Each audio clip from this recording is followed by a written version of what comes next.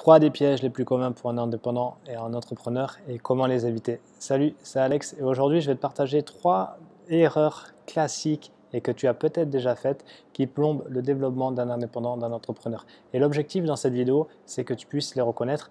Peut-être que tu es déjà en ce moment dans cette situation et ainsi les éviter et pouvoir avancer mieux.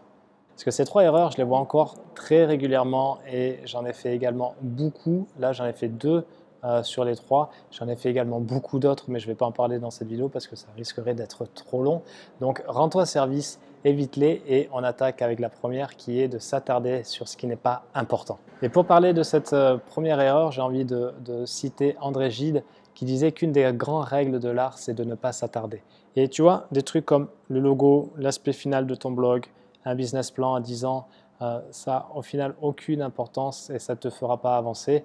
C'est vraiment, au mieux, c'est du temps perdu parce que tu crois vraiment que c'est important. Au pire, c'est de la procrastination déguisée parce que tu sais que ce n'est pas là où devrait être ton focus, mais par peur de bosser sur vraiment ce qui est important, tu glandes tout en étant actif et ça, c'est le pire. Et tu vois, moi, quand je me suis lancé il y a maintenant presque 4 ans, j'ai passé un temps fou sur le blog, sur la technique, alors que ça me gonflait royalement WordPress. J'ai vraiment bataillé énormément sur des trucs qui n'avaient aucun détail, alors que je n'avais aucune idée de ce que je voulais proposer réellement et à qui. Et ça, j'ai mis trop de temps à le réaliser, ce qui fait que j'ai perdu vraiment des mois entiers.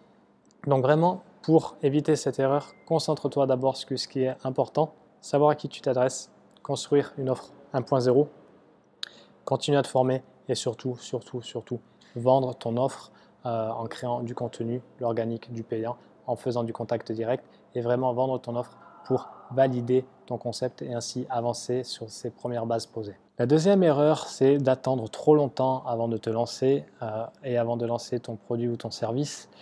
Le meilleur moment pour planter un arbre, c'était il y a 20 ans. Le deuxième meilleur moment, c'est aujourd'hui. Et tu vois, là encore, on est encore confiné au moment où je tourne cette vidéo. Et il y en a beaucoup qui disent « Ouais, je vais attendre la fin du confinement. » Sauf qu'après le confinement, on va prendre 2, 3, 4 ans de crise. Donc, peut-être que ceux-là, ils vont se dire « Ouais, mais je vais encore attendre un peu la fin de la crise. » Et au final, tu ne te lances jamais.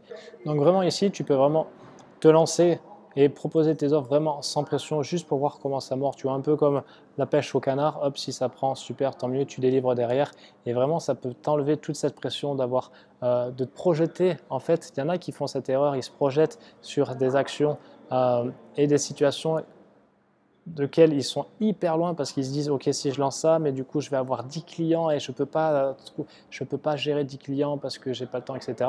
Alors qu'ils n'ont pas encore trouvé un. Donc effectivement, c'est bien de prévoir, c'est bien d'anticiper, mais que cette anticipation soit pas bloquante dans le sens où cette crainte de ce que tu imagines et qui en fait est vraiment pas du tout la réalité te bloque complètement.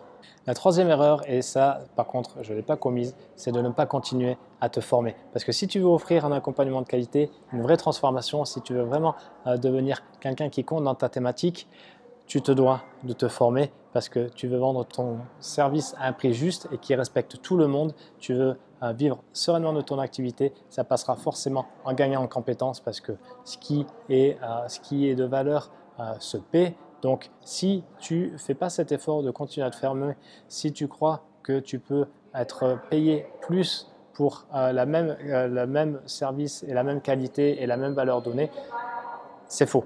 Donc, continue à te former, continue à apprendre, continue d'implémenter et continue à grandir à la fois professionnellement et personnellement parce que ça améliorera tout simplement la qualité de ta vie professionnelle, ta vie d'entrepreneur et également ta vie personnelle.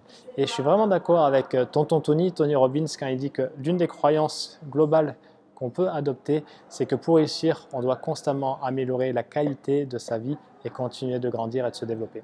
Voilà, c'était 3 des erreurs les plus communes. Dis-moi si tu en as commis déjà quelques-unes et je te laisse avec cette citation que j'aime bien de Tony. Je te dis à très bientôt pour une prochaine vidéo. Salut!